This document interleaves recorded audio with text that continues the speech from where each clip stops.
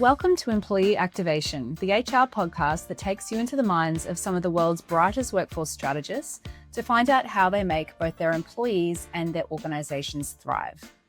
When we think about what truly drives high performance in the workplace, a lot of things come to mind: leadership, people strategy, training and development.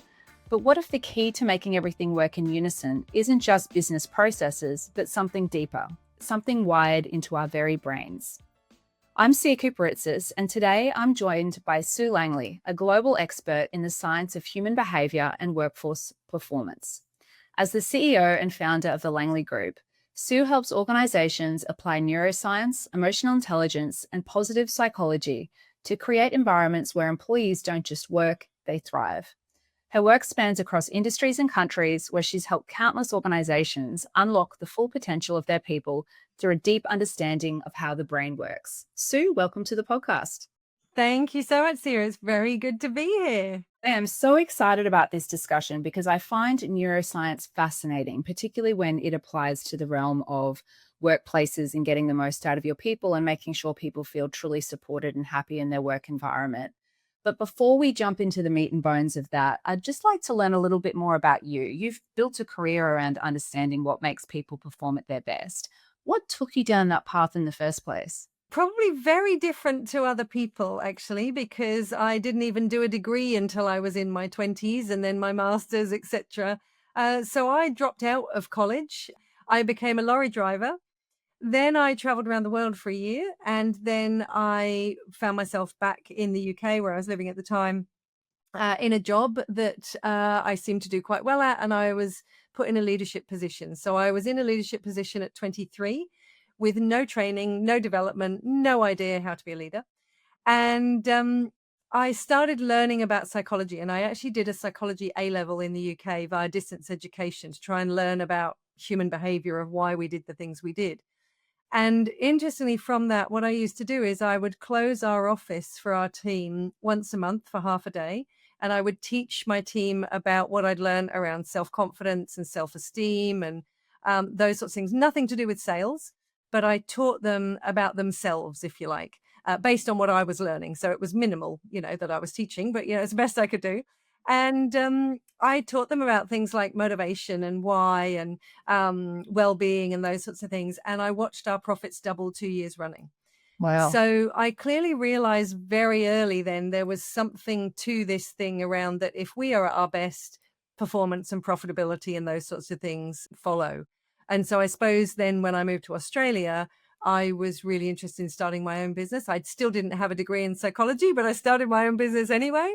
And since then, the last 20 years have really been for me about how do I take the science and make it real in a way that individuals, teams, organizations, communities can use in a very practical way. I love that story. And I love that it sort of was born out of practical need by yourself as a manager, because I think that really speaks to the root of the challenge many organizations and many leaders have, which is how do they get the best of their people? And it's not until sometimes you scratch beneath the surface of those, daily things that we try and track, like metrics, and that you start to actually think about the individual and what makes them tick, that you can start to see those changes occur. And is that obviously, throughout your business, you've started to work with organizations to implement these kinds of programs. Is that the outcome you've seen for them as well? Yeah, where it works well is when an organization can look at it systemically. So I often use the analogy of a barrel full of apples, if you like.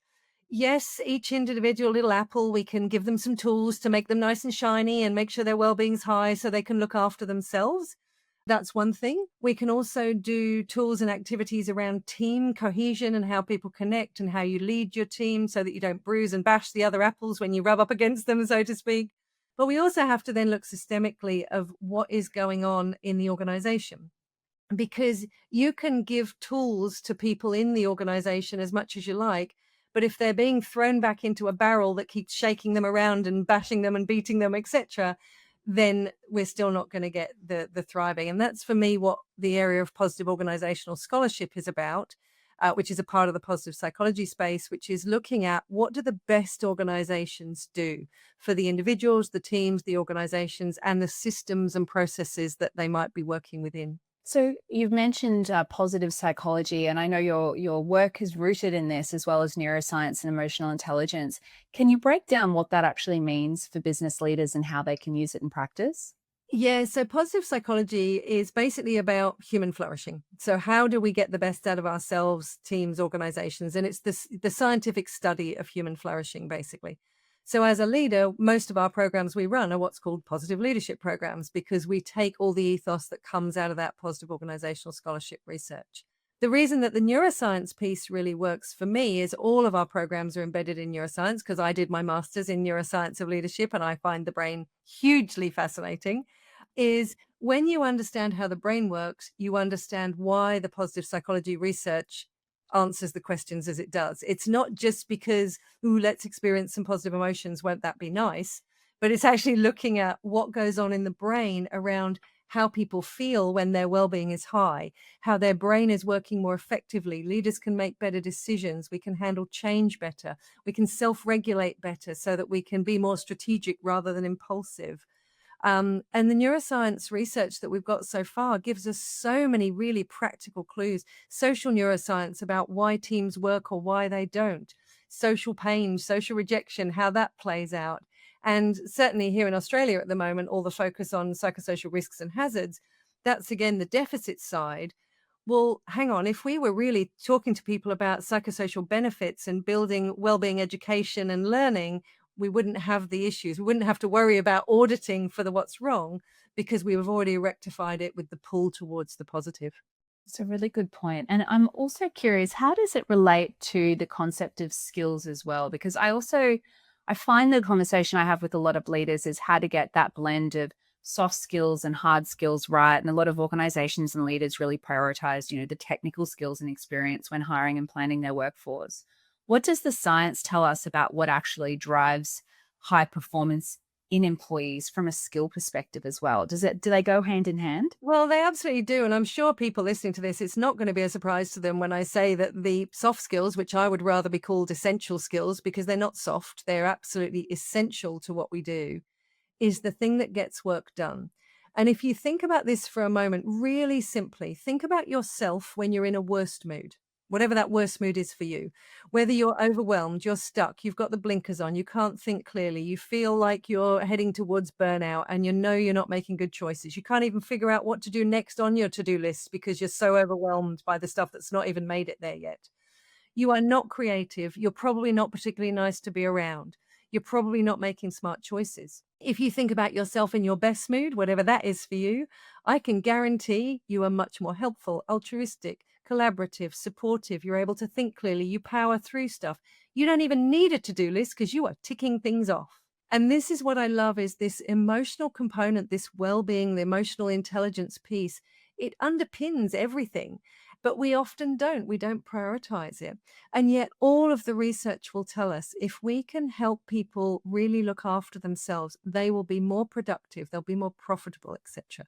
But if you look at it from what you mentioned around skills, I believe every human being has the ability to be a bad employee or a good employee, depending on how you're feeling, because our emotional state and our well-being will drive and influence that. So if we think about skills, one of the things that we focus on in the positive psychology side of things is the strengths-based approach. So let's imagine you're in a role that plays to your strengths. You are probably energized, you're performing, you're getting stuff done. You leave work every day going, woohoo, nailed it, because you get to play to your strengths every day. When you're doing things that don't play to your strengths, and I'm not saying we let people off the hook for these, but when you're doing things that don't play to your strengths, we wonder why you get demotivated, burnt out, etc. And people misinterpret the strengths approach with assuming that you can do something or you can't. I love this line of thinking because, as you know, Sue, at With You With Me, a lot of what we do is helping people find their strengths. And it's that, psychometric cognitive assessment. How can we understand the individual to identify the skills they're going to thrive at and the skills they're going to enjoy practicing? And I think we're starting to see organizations come along for that ride where they really do recognize the importance of understanding that every individual is unique.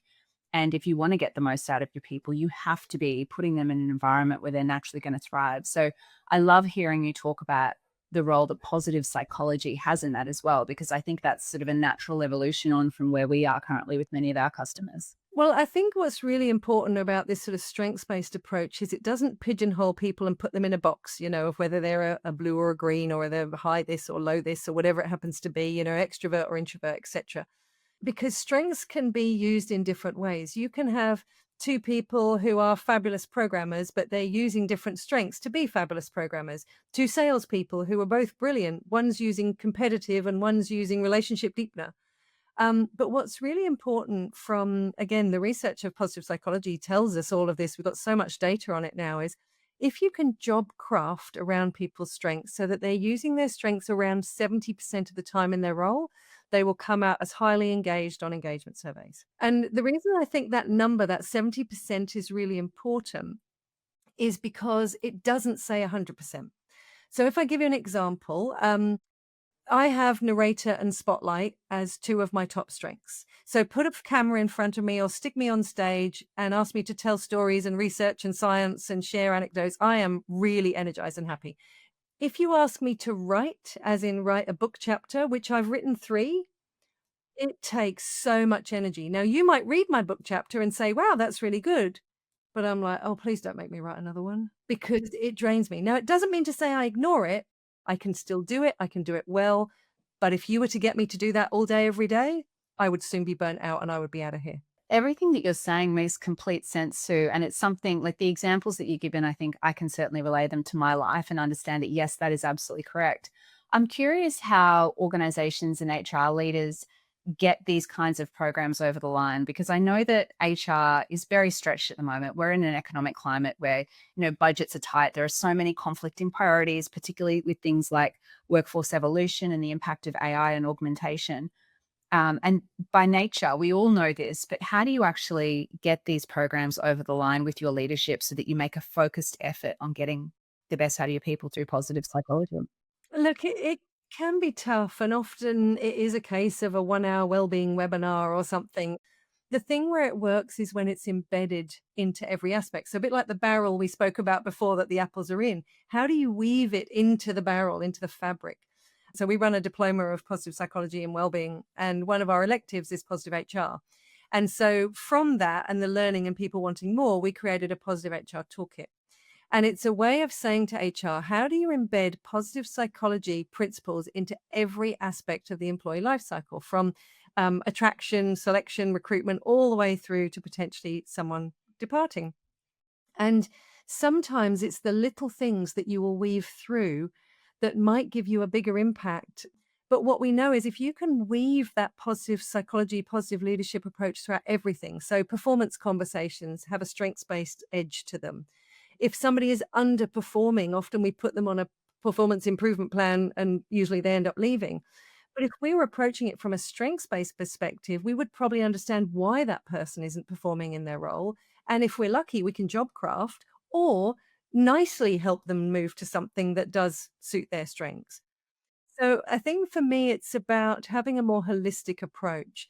And it's one of the reasons we've had a lot of HR and OD and L&D professionals come on the diploma so that they can learn the science so that they can actually start to apply it themselves rather than necessarily paying somebody to come in as a consulting firm and fix you and then trundle off again.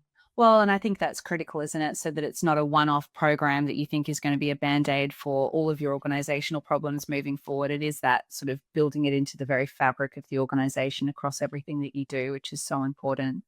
And wellbeing education. So there's a wonderful research paper that came out a few years ago that's sort of starting to do the rounds now. It's probably 7 years old now, by La Montagne, who talked about 3 pillars of workplace wellbeing. So one is managing illness. And we often do that. We have mental health first aid programs or the return to work. We might look at sort of managing people coming back to work. But the third pillar that organizations haven't quite got to yet is the promote flourishing. And that's where, as an organization, if we committed to education around the wellbeing science about how to help people be their best, this is not about being happy all the time. It's never about being happy all the time, but it's about teaching people how to handle the adversity that's coming at them. We hear the terms languishing and flourishing. Very simply, I think of that as, do I have more tools in my toolkit than the current adversity coming at me? I'm probably flourishing. Do I have fewer tools in the toolkit and the adversity coming at me has gone up? Then I might be languishing. So the more tools we can put in people's toolkit and the more that we can support around the resources to help people, because adversity is going to hit all of us. It already has. Everybody listening to this has had adversity. Then it's about how do we have the tools? And that's the bit that sometimes in organizations, we're still, to your point, doing the technical stuff and not realizing if we actually did some of the essential skills around emotions and well-being, they'd have the tools to deal with stuff and they'd be able to do the technical stuff more effectively anyway. It's so true. It's so true. I would like to shift the conversation to the future of work. We sort of touched on it before, but something we hear about all the time is the impact that AI, automation, and augmentation is going to have on our workforce and our people. And things are constantly changing, and it requires a lot of people, both technically and emotionally, to be evolving with their organizations. And I think resilience has become something that a lot of people are talking about as a critical aspect for people in this evolving world. From a scientific perspective, how do you actually build a resilient workforce or build resilience into an individual? Great question. So there is really good research around resilience that many people, when they use the word resilience in the workplace, are not paying attention to. So the research does give us answers. So when people talk about resilience, sometimes it is used as almost something to beat you over the head over, as in, well, you should just be more resilient. See, that would help. And I put some tools in your toolkit. But again, back to the apples in the barrel sort of analogy, I suppose, for a moment, is I can give you lots of tools to be more resilient, and I can tell you to be more resilient. But if I'm also asking you to do two jobs as opposed to just one, if I'm not putting the systems and processes in place that support, then potentially, no matter how many tools you've got in your toolkit, the adversity coming at you is more.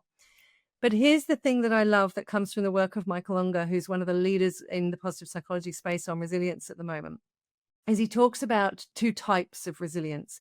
And we talk about this in all of our programs. Mostly people talk about the first one.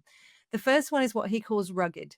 How do I make you a rugged individual so that you can handle what life is throwing at you? That's where most resilience programs focus, and that's important. But the second piece is resourced, which is the systems and processes, the tools that I give you or take away from you potentially that actually enable you to be rugged.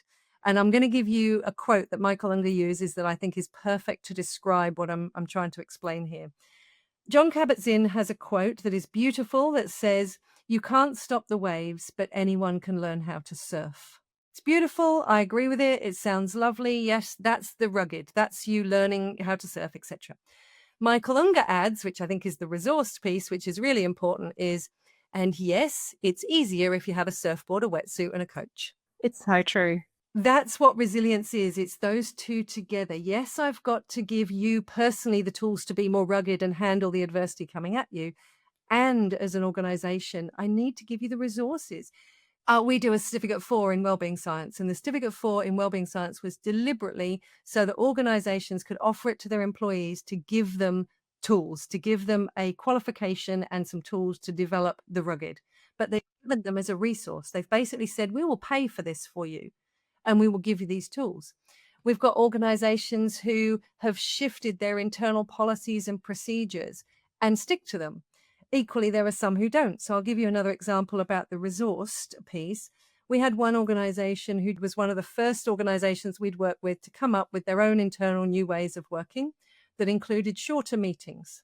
So they said all meetings now are either 45 minutes rather than an hour or 25 minutes from 30 minutes. Many organizations have done this since. What was really interesting, for about 9 months after they put that document out, every meeting invite that we got as their providers was 1 hour. After a couple of months, we stopped replying. We kept declining and said, until you send us a 45-minute meeting as per your new ways of working, we will be declining. And if you think about that, that's the resource. Is sometimes we say we're going to put these processes in place. We say we're going to do certain things with systems, processes, whether it's artificial intelligence, tools, etc., and we're not doing them. I was lucky enough to be at the OECD Global Wellbeing Forum in Rome at the end of last year. And there was a big conversation from all the governments about the impact of artificial intelligence on the workplace. And one of the things that I thought was really interesting that stuck in my mind, that one of the leaders said, artificial intelligence will not take your job. But if you don't know artificial intelligence, then you will probably find yourself obsolete.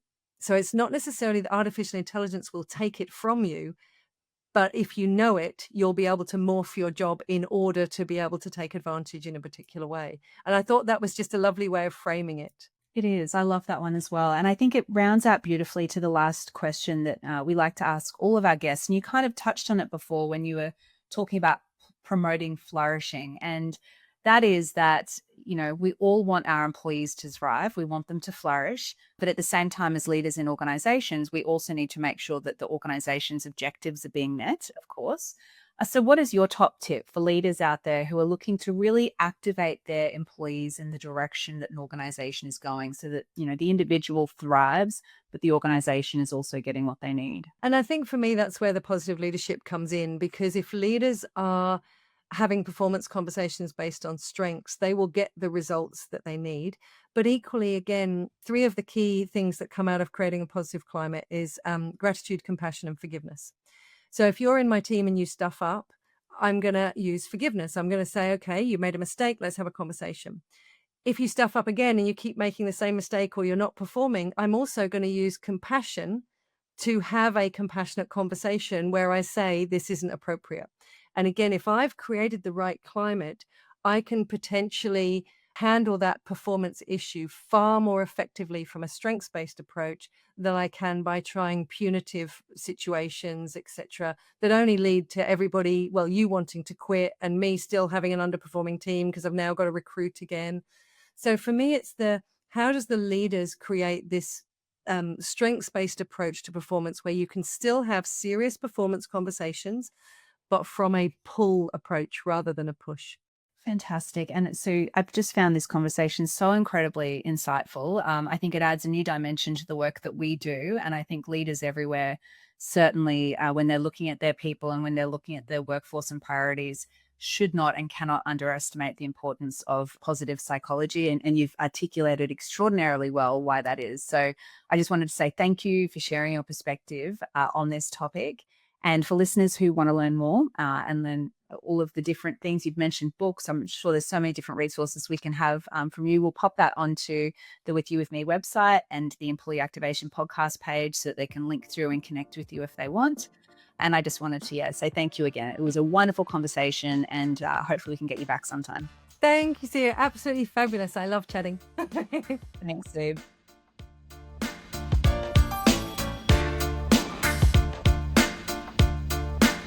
Employee Activation is available wherever you get your podcasts. Subscribe now and be the first to know when new episodes are released.